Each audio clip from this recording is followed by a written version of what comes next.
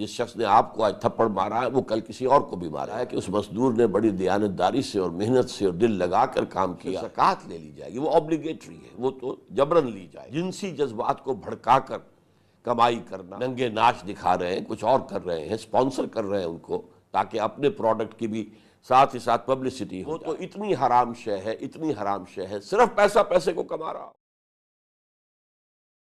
پہلی بات یہ جان لیجئے کہ اسلام کے معاشی نظام ایک نہیں دو ہے۔ ایک اس کا معاشی نظام ہے روحانی سطح پر، اور دوسرا ہے جو کہ قانونی سطح پر ہے۔ اور بھی بعض معاملات میں ہمیں معلوم ہوتا ہے کہ روحانی تقاضے اور قانونی تقاضے بسا اوقات ایک دوسرے سے ٹکراتے ہیں۔ مثلا اگر آپ کو کوئی تھپڑ مارے خام خواہ بلا جواز، تو آپ کو حق پہنچتا ہے کہ آپ بھی جواباً اسے تھپڑ رسید کریں۔ ظاہر بات ہے یہ اسی صورت میں ہوگا کہ آپ میں اس کی طاقت ہو، ہمت ہو، جرت ہو، تو آپ انتقام لے سکتے ہیں۔ لیکن اگر آپ میں طاقت ہے، ہمت ہے، جرت ہے، انتقام لے سکتے ہیں، تب آپ کے سامنے دو آپشن ہیں، چاہیں تو انتقام لیں اور چاہیں تو معاف کر دیں۔ اگر آپ معاف کرتے ہیں تو آپ کو ایک روحانی ترفع حاصل ہوگا، ایلیویشن، اسپرچول ایلیویشن، جو آپ کی ذات کے لیے بہتر ہے۔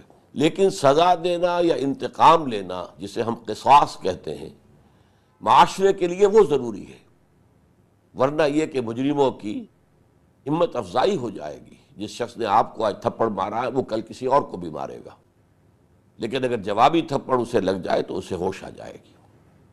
تو گویا کہ یہ دو نظام جو ہے ایک دوسرے کے مخالف ہیں، ایک دوسرے سے متضاد ہیں۔ اسی طرح اسلام کا جو معاشی نظام ہے وہ روحانی سطح پر کچھ اور ہے، قانونی سطح پر کچھ اور ہے۔ روحانی سطح پر اسلام کے معاشی نظام کے چار بنیادی پلرز ہیں۔ نمبر ایک، یہ تصور کہ کائنات کی ہر شے کا مالک حقیقی صرف اللہ ہے۔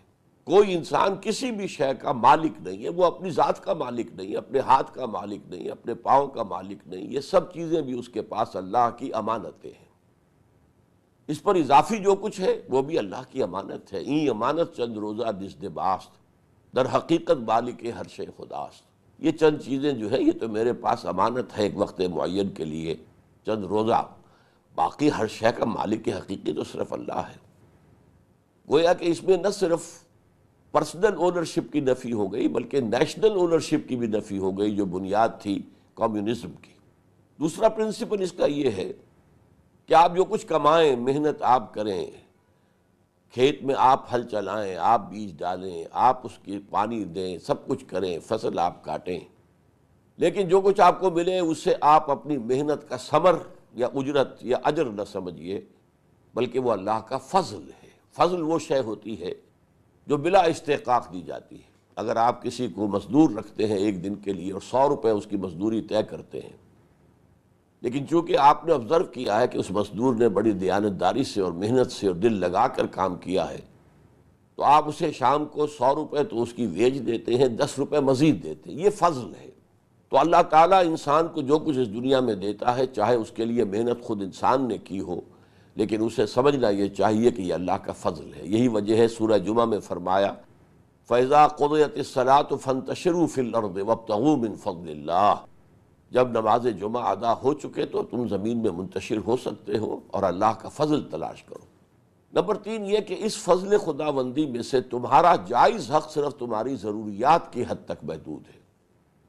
اگرچہ ضروریات کے لیے کوئی فاسٹ اینڈ ہارڈ رول نہیں بنائے گئے، بلکہ یہ ہے کہ جتنی بھی انسان میں روحانی ترقی ہوگی وہ اپنی ضروریات کو کم سے کم کرتا چلا جائے گا۔ اور چوتھا اصول کیا ہے کہ جو کچھ بھی تمہاری ضرورت سے زائد ہے وہ دے ڈالو، اللہ کے راستے میں دے دو، غریبوں کو دے دو، بیواؤں کو دے دو، یتیموں کو دے دو، یا پھر اللہ کی راہ میں خرچ کرو، اللہ کے دین کے پیغام کو عام کرنے کے لیے اور اللہ کے دین کو قائم کرنے کی جد و جہد کے لیے۔ یسألونک ماذا ینفقون قل العفو، اے نبی آپ سے پوچھتے ہیں کتنا خرچ کریں ہم اللہ کی راہ میں، آپ کہہ دیجئے 2 بھی تمہاری ضرورت سے زائد ہے۔ ان 4 اصولوں پر ایک پورا معاشی نظام بنتا ہے، اور نبی اکرم صلی اللہ علیہ وسلم نے اسی سطح پر اپنی زندگی گزاری ہے۔ آپ نے کبھی کچھ ریٹین نہیں کیا، جو آیا تقسیم کر دیا، دے دیا، اپنے پاس کبھی کچھ نہیں رکھا۔ اب آئیے قانونی سطح پر اسلام کا نظام کیا ہے۔ اس کے لیے پہلے ہی اصطلاح اگر میں آپ کو بتا دوں، وہ highest and purest form of voluntary socialism کے مقابلے میں اسلام کا قانونی نظام جو ہے وہ ایک controlled and internally managed capitalism ہے۔ یعنی کیپٹلزم ہے اس معنی میں کہ نمبر ایک یہ کہ پرسنل اونرشپ لیگل لیول پر، قانونی سطح پر اسلام تسلیم کرتا ہے۔ You can own a house, you can own a car, articles of use. اس سے آگے بڑھ کر مینز آف پروڈکشن، آپ ایک دکان کے مالک ہو سکتے ہیں، کھیت کے مالک ہو سکتے ہیں، ایک کارخانے کے مالک ہو سکتے ہیں، فیکٹری کے مالک ہو سکتے ہیں، مالک ہیں۔ Ownership at the legal level وہ ایکسیپٹڈ ہے۔ پھر یہ کہ اس میں آپ کام کریں، محنت کریں، جد و جہد کریں، اور اس میں ایک کمپٹیشن ہو، ہیلتھی کمپٹیشن۔ اس لیے کہ اگر آپ زیادہ کام کریں گے، زیادہ کمائیں گے تو آپ کی ملکیت ہوگا۔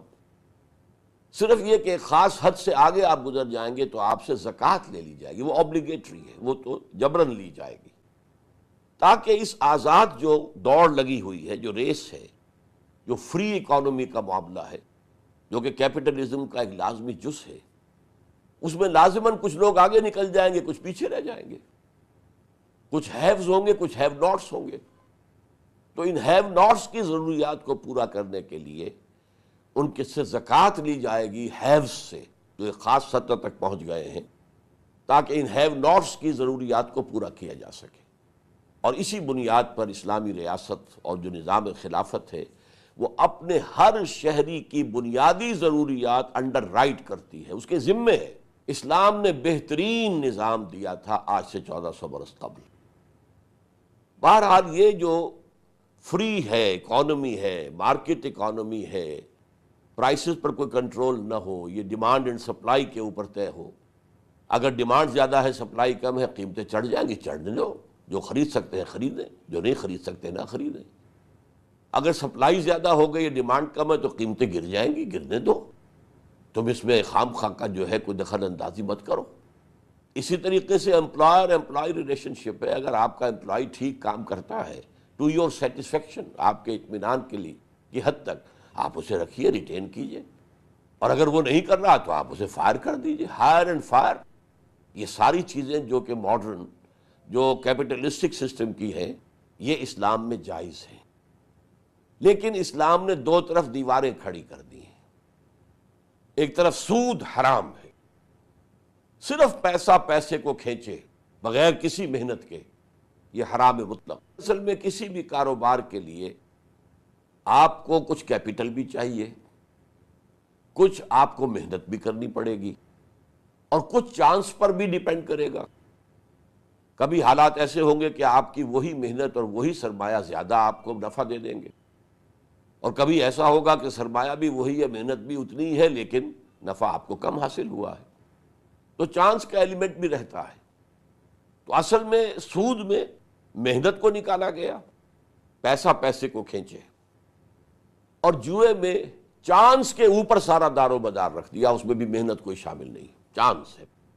اسی طریقے سے انسان کے سفلی جذبات کو بھڑکا کر، جنسی جذبات کو بھڑکا کر کمائی کرنا، ایڈورٹیزمنٹ ہے تو اس کے اندر جو ہے عورت کی تصویریں آ رہی ہیں، اور کوئی معاملہ ہے، آپ کسی چیز کو پروموٹ کرنے کے لیے ٹی وی پر ایسے پروگرام دکھاتے ہیں، ننگے ناچ دکھا رہے ہیں، کچھ اور کر رہے ہیں، سپانسر کر رہے ہیں ان کو، تاکہ اپنے پروڈکٹ کی بھی ساتھ ہی ساتھ پبلسٹی ہو جائے۔ تو یہ اور فلموں کا جو سارا نظام ہے، ڈراموں کا نظام ہے، اس میں ناچ اور گانے ہو رہے ہیں، یہ سب کیا ہے؟ انسان کے سفلی جذبات کو مشتعل کر کے کمانا، حرام۔ اسی طریقے سے انسان کے ہوش اور شعور کو ختم کر دینے والی چیزیں، جنہیں ہم منشیات کہتے ہیں، یہ جو ڈرگز ہیں، ان ڈرگز کا حرام ہونا یہ بالکل ثابت ہے۔ نہ صرف شراب حرام ہے، بلکہ جو شے بھی انسان کے شعور کو ختم کر دے، وہ تمام چیزیں حرام ہیں، چاہے وہ ہیروئن ہو یا کوئی اور شے ہو، ان چیزوں سے کمائی بھی حرام ہے۔ تو اس طریقے سے یہ دو دیواریں ہیں، ان دیواروں کے اندر ہوگا یہ کیپٹلزم۔ اس لیے میں نے کہا تھا اے لمیٹڈ کنٹرولڈ کیپٹلزم، تاکہ سرمایہ چھا نہ جائے، سرمایہ ہی پورے معیشت کے اوپر چھا نہ جائے، بلکہ سرمایہ کاری ہو، سرمایہ کو میدان میں لگائیے، انڈسٹری میں لگائیے، کاروبار میں لگائیے، سود نہ ہو، جوا نہ ہو، اور جنسی جذبات کو بھڑکا کر کوئی کمائی نہ کی جا رہی ہو، اور منشیات نہ ہو، ڈرگس نہ ہو، اور اس کے اندر اندر آپ جائز کاروبار کریں، محنت کریں. آپ زیادہ محنت کریں گے، کمپٹیشن کریں گے، اس میں آپ بہتر سے بہتر پروڈکٹ میدان میں لائیں گے، اور کوشش کریں گے کم سے کم قیمت پر تاکہ زیادہ لوگ آپ کا مال خریدیں. تو اس سے یہ ہے کہ وہ اکانومی بڑھتی ہے، فلرش کرتی ہے. جبکہ وہ جو نظام تھا کمیونزم کا، اس میں چونکہ پرسنل انسینٹیو نکل گیا تھا، اس میں زیادہ محنت کرنے کا جذبہ ختم ہو گیا. کیوں؟ ہمیں تو فکس ویج ملنی ہے، فکس تنخواہ ملنی ہے، زیادہ محنت کیوں کریں؟ لہٰذا وہاں پر ٹو ورک مور، اس کے لیے کوئی انسینٹیو نہیں تھا. لیکن یہ کہ اس کیپٹلزم میں انسینٹیو تھا، لہٰذا کیپٹلزم جیت گیا، کمیونزم ہار گیا. اسلام میں آپ نے دیکھا کہ ایک طرف کیپٹلزم ہے، فری اکانومی ہے، مارکیٹ اکانومی ہے، فورسز آف دی مارکیٹ کو مانا گیا ہے، ریٹس کو کنٹرول کرنا نہیں چاہیے، ریٹس جو ہے نارمل ڈیمانڈ اور سپلائی کے اوپر گھٹیں بڑھیں، چلنے دو. تو اسی طریقے سے آپ جتنے بھی انسینٹیوز ہو سکتے ہیں اور جن کی بنا پر اکانومک جو کیپٹلسٹک اکانومی گرو کرتی وہ سب ہیں، لیکن لمیٹڈ. اب سود کا جو میں نے عرض کیا تھا کہ جو ننگا سود ہے، براہ راست سود، وہ تو اتنی حرام شے ہے، اتنی حرام شے ہے، صرف پیسہ پیسے کو کما رہا ہو، جس کے ساتھ کوئی لیبر نہیں ہے، کوئی رسک لینے کو تیار نہیں ہے. قرض دیتا ہے لیکن وہ یہ نہیں ماننے کو تیار کہ اگر میرا یہ شخص جو مجھ سے قرض لے رہا ہے وہ کاروبار کرے، اس میں اس کو خسارہ ہو جائے تو میں بھی کچھ خسارہ برداشت کروں. وہ خسارے میں اور نفع میں شیئر کرنے کو تیار نہیں، وہ تو اپنا فکسڈ جو ہے وہ منافع لے گا. نتیجہ یہ کہ اس کی دولت بڑھتی چلی جائے گی. اس کا اگر کاروبار بیٹھتا تو بیٹھ جائے، وہ اگر دیوالیہ ہوتا تو ہو جائے. لیکن یہ کہ کیپٹلسٹ کا تو جو ہے وہ سرمایہ آتا چلا جائے گا. اسلام میں اس کی دو شکلیں ہیں جو جائز کی گئی ہیں. ایک ہے جسے مزاربت کہتے ہیں، ایک تو مشارکت ہے کہ کچھ لوگ مل کر وہ اپنا سرمایہ بھی جمع کر لیں تاکہ ان کے پاس زیادہ سرمایہ ہو انویسٹ کرنے کے لیے، اور اپنی محنت بھی جمع کر لیں، مل جل کر کام کریں. تو یہ شراکت ہے. اس شراکت کے اوپر کوئی پابندی نہیں ہے. اس شراکت سے جو کچھ بھی منافع حاصل ہو تقسیم کر لیجئے، اور جو کچھ نقصان ہو اسے بھی سب مل کر بیئر کریں. شراکت تو بہترین شکل ہے کاروبار کی جو اسلام جس کی اجازت دیتا ہے. ایک مزاربت ہے، ایک شخص کے پاس پیسہ ہے لیکن وہ کسی وجہ سے کام نہیں کر سکتا، بوڑھا ہو گیا ہے، یا عورت ہے بوڑھی ہو گئی ہے، یا کوئی مرض لاحق ہے کسی کو، تو وہ اپنا پیسہ کسی کو دیتا ہے کہ وہ کاروبار کرے. اس کو مزاربت کہتے ہیں. اس مزاربت میں ظاہر بات ہے نفع ہوگا تو اسے بھی ملے گا، اور کہا جا سکتا ہے کہ یہ بھی بغیر محنت کے نفع مل رہا ہے. لیکن اس کو کاؤنٹر کر دیا گیا اسلام میں کہ اگر خسارہ ہوگا تو سارا مال والے کے ذمے ہوگا. وہ ورکر جو ہے، عامل جو ہے، جس کو کہ قرض دیا گیا تھا یا پیسہ دیا گیا تھا مزاربت پر، وہ نقصان کا ذمہ دار نہیں ہوگا. نقصان پورا کا پورا اس ظلم مال پر آئے گا، صاحب مال پر آئے گا جس نے کہ مال دیا تھا انویسٹ کر کے کاروبار کرنے کے لیے. تو یہ چیز کاؤنٹر کر رہی ہے اس کو کہ رسک اس میں زیادہ ہے، اس میں رسک جو ہے، ورنہ مشارکت میں تو سب کے سب اس رسک کو شیئر کرتے ہیں. نفع بھی آئے گا تو تقسیم کریں گے، اور منافع بھی ہوگا تو سب مل کر اسے بیئر کریں گے. نقصان اگر ہوگا تب بیئر کریں گے. لیکن یہاں یہ کہ نقصان پورا کا پورا جو مالک ہے، جس نے پیسہ دیا ہے، اس کے اوپر ہوگا، مضارب کے اوپر کوئی ہرجانہ نہیں ہے. یا پھر ایک شکل جو جائز کی گئی ہے وہ ہے رینٹنگ، کہ آپ نے ایک مکان بنایا ہے اور اسے آپ نے کرائے پہ لے لیا. یہاں بھی یہ شک ہوتا ہے، اور وہ جائز شک ہے کہ یہ اپنے سرمایہ پر کما رہا ہے، اس نے کوئی محنت اس میں نہیں کی، یہ مکان بنا کے دے دیا ہے، مکان کا کرایہ لے رہا ہے، جائز ہے. سوائے اس کے کہ مکے کی زمین کا کرایہ جو ہے حرام کر دیا گیا ہے، اور اسے حضور نے فرمایا من اکل کرا ارض مکہ فقط اکل الربا. جس شخص نے مکے کی زمین کا کرایہ لیا اس نے گویا کہ ربا لیا ہے، سود لیا ہے. سود جتنا کچھ حرام ہے اتنا ہی یہ بھی حرام. اس لیے کہ وہاں لوگ آتے ہیں اپنا ایک مذہبی فریضہ ادا کرنے کے لیے، اور اتنے لوگ آ جاتے ہیں کہ ظاہر بات ہے وقتی طور پر کرایہ آسمان پہ چڑھ جاتے ہیں. حاجیوں کو سب سے زیادہ جو پے کرنا پڑتا ہے وہ تو وہاں کا کرایہ ہے جو مار دیتا ہے انہیں. اس کو حرام قرار دیا حضور نے. البتہ کرائے پر عام عمارتیں، آپ عام گھر دے سکتے ہیں، اور اس میں کیا فرق ہے کہ اگر آپ نے 10 لاکھ کا مکان بنا کر اور اس پر آپ نے 1000-2000 روپے کرایہ لے لیا تو وہ ایک شکل ہے. اگر آپ نے 10 لاکھ کسی کو دیے اور وہ کاروبار کرتا ہے، اس کاروبار میں دونوں چیزیں موجود ہیں، نفع بھی ہو سکتا ہے، نقصان بھی ہو سکتا ہے. جبکہ مکان جو اس نے لیا، اس سے وہ کیا لے گا؟ 1 مہینے رہے گا صرف نا، اس میں کسی نقصان کا امکان نہیں، اس کے لیے کوئی نفع کا معاملہ نہیں ہے، ایک فکسڈ بینیفٹ ہے جو اس نے حاصل کیا ہے. اور یہ جو مکان ہے یہ سرمایہ کی فلوئڈ فارم نہیں ہے، مائع فارم نہیں ہے جو گھٹ سکتی ہے، بڑھ سکتی ہے، بلکہ یہ تو در حقیقت سرمایہ ہے، اس کی فکس صورت ہے، اس کا فکس کرایہ آپ نے لے لیا، یہ جائز ہے. تو اس طریقے سے اسلام نے وہ جو ننگا معاملہ ہے، آپ نے بینک میں روپیہ رکھا اور کھایا اس کا سود، حرام مطلق، حرام مطلق، حرام مطلق. بینک سے قرض لیا، اس پر سود دیا، چاہے آپ نے مکان بنانے کے لیے لیا، چاہے اپنے کاروبار کو وسعت دینے کے لیے لیا. کاروبار اتنا کرو جتنی پونجی تمہارے پاس ہے، اوور ڈرافٹ کیوں لیتے ہو، اوور ٹریڈنگ کیوں کرتے ہو؟ اسی طریقے سے اور بہت سی چیزوں کو حرام کیا گیا ہے کہ جس میں چانس کا پہلو زیادہ آ جاتا ہے، یا جس میں یہ کہ محنت کے بغیر کمانے کا پہلو زیادہ آ جاتا ہے. لیکن اصول جو مجھے آپ کو سمجھانا ہے وہ یہ ہے کہ لیگل لیول پر اسلام ایک کنٹرولڈ اور انٹرنلی مینیجڈ کیپٹلزم ہے. اس میں سرمایہ کاری، محنت، جد و جہد، اس میں کمپٹیشن، اس میں مارکیٹ فورسز، اس میں تمام چیزیں وہ ہیں کہ جن کی بنا پر کیپٹلزم جیت گیا اور کمیونزم ہار گیا. لیکن یہ ہے کہ اس کو کنٹرول کیا گیا ہے، سرمایہ کو چین کیا گیا ہے، اسے جو ہے پابند کیا گیا ہے، کچھ اس کے اندر جو ہے زنجیروں میں جکڑا گیا ہے. یہ جن جو ہے یہ پوری معیشت کے اوپر چھا نہ جائے کہیں. میں یہاں ذکر کر دوں کہ جب انسان نے کرنسی ایجاد کی تھی تو ایچ جی ویلس لکھتا ہے اپنی ہسٹری آف دی ورلڈ میں کہ انسان کو معلوم نہیں تھا کہ کتنا بڑا طوق اس نے اپنی گردن میں ڈال لیا ہے. اس سے پہلے انسان کی اکانومی کیا تھی؟ Barter system. ایک آدمی نے کھیت میں کام کیا، ہل چلایا، گندم پیدا کی ہے. ایک آدمی وہ ہے جس نے سوت کاتا ہے اور پھر کرگے کے اوپر بیٹھ کر اس نے کپڑا بنا ہے. تو یہ ایکسچینج کرتے تھے، بھائی تم اتنی گندم مجھے دے دو، یہ 1-2 تھان کپڑے کے تم لے جاؤ. تو اس کے اندر کوئی جمع کرنے کا، کوئی سٹور کرنے کا، کوئی ہولڈنگ کا کوئی امکان ہی نہیں تھا. کتنی گندم آپ ہولڈنگ کر لیں گے، کتنا کپڑا آپ اپنے پاس رکھ لیں گے.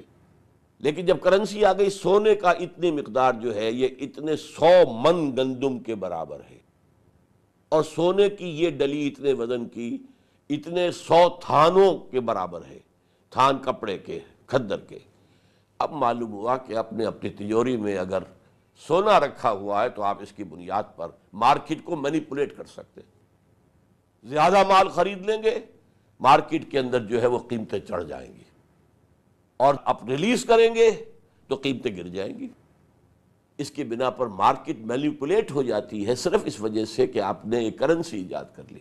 اب ہوتے ہوتے کیا ہوا؟ پیپر کرنسی رہ گئی. پہلے تو کم سے کم کرنسی وہ ہوتی تھی جس کی اپنی انیشیل ویلیو تو کچھ تھی نا، انٹرنسک ویلیو. سونا ہے اگر 1 تولہ ہے تو اس کی یہ قیمت ہے. چاندی 1 تولہ ہے، 1 روپیہ جیسے ہوتا تھا 1 تولہ چاندی، اس کی قیمت انٹرنسک بھی ہے. پھر پیپر کرنسی آ گئی جس کی انٹرنسک ویلیو کچھ بھی نہیں، کاغذ ہے. جیسا کہ آپ نے سنا ہوگا کہ جب گلف وار ہوئی تھی پہلی، تو اس کے بعد جو درہم تھے عراق کے، وہ ردی کے بھاؤ جو ہے وہ تل کر بک گئے. ان کی کیا حیثیت رہ گئی؟ کچھ بھی نہیں، ختم ہو گئی، کرنسی زیرو ویلیو ہو جائے.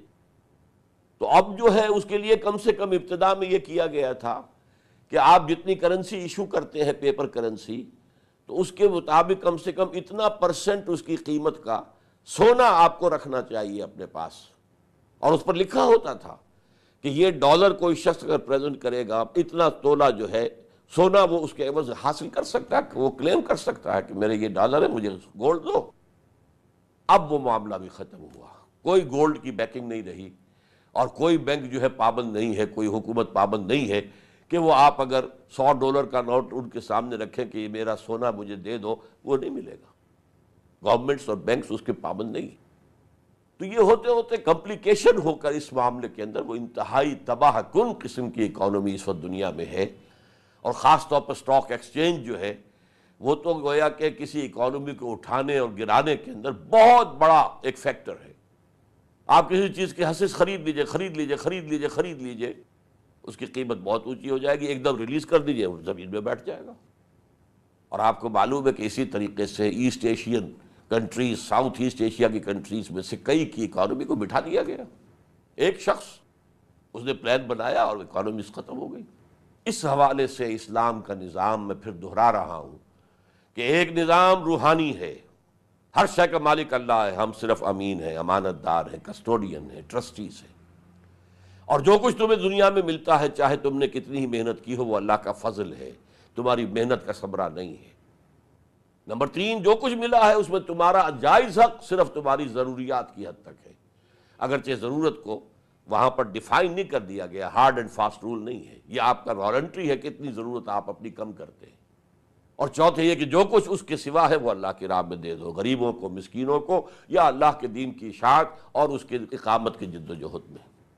اب یہ نوٹ کر لیجئے کہ اسلام کا جو اکنامک سسٹم لیگل لیول پر ہے، وچ از اے کنٹرولڈ کیپٹلزم اور انٹرنلی مینیجڈ بائی زکوٰۃ، یہ جو کیپٹلزم ہے کسی معاشرے میں ہو، لیکن اس میں روحانی لیول کے اوپر کوئی بھی لوگ نظر نہ آئے تو وہ نظام مؤثر نہیں رہے گا۔ کوئی نہ کوئی لوگ ہر معاشرے میں ایسے رہنے چاہیے، اور لوگ دیکھتے تھے کہ اصل عزت ان کی ہے، سرمایہ داروں کی نہیں ہے۔ وہ بات نہیں تھی چینج آف ویلیوز کہ ایک شخص دولت مند ہونا چاہیے، چاہے اس نے ہیروئن کی وجہ سے دولت کمائی ہو، سمگلنگ کی وجہ سے کمائی ہو، بلیک مارکیٹ کے ذریعے سے کمائی ہو، جوئے سے کمائی ہو، کسی شے سے کمائی ہو، عزت جو ہے وہ دولت مند کی ہے، نہیں۔ ایک ایسا معاشرہ جس میں اصل عزت، لوگوں کا احترام، لوگوں کا ادب، لوگوں کی طرف سے تعظیم ہوتی ہو ان کی، کہ جو اس روحانی سطح پر زندگی گزار رہے ہیں، تو یہ لوگ پیس میکرز بن جاتے ہیں۔ سوسائٹی کے اندر ویلیوز وہ سیٹ کرتے ہیں، لوگ ان ویلیوز کی قدر کرتے ہیں، ان کو فالو کرنے کی کوشش کرتے ہیں۔ تو اس سے ایک بیلنس قائم ہوتا ہے کہ وہ کنٹرولڈ کیپٹلزم بھی زیادہ مضر نہیں رہتا، بلکہ وہ مفید بن جاتا ہے انسینٹیو دے کر پروڈکشن کو بڑھانے کے لیے۔ اللہ تعالی ہمیں توفیق دے کہ دنیا کے کسی ایک سائزیبل ملک میں یہ نظام معیشت قائم کر کے دنیا کو دکھا سکے کہ اکنامک جسٹس جو ہے در حقیقت اس نظام کے تحت دنیا میں آ سکتا ہے، وہ نہ کیپٹلزم کے ذریعے سے ممکن ہے، اور خاص طور پر اب جب کہ وہ کیپٹلزم گلوبلائزیشن کی طرف جا رہا ہے تو یہ گویا کہ سرمایہ داری اور سرمایہ کاری اور کیپٹلسٹک نظام جو ہے اب وہ گلوبل ہونا چاہتا ہے۔ اس کے مقابلے میں اگر اسلام کا نظام نہ آیا تو نوع انسانی بہت بڑی بدبختی سے دوچار ہو جائے گی۔ اقول قولی ھذا واستغفر اللہ لی ولکم ولسائر المسلمین والمسلمات۔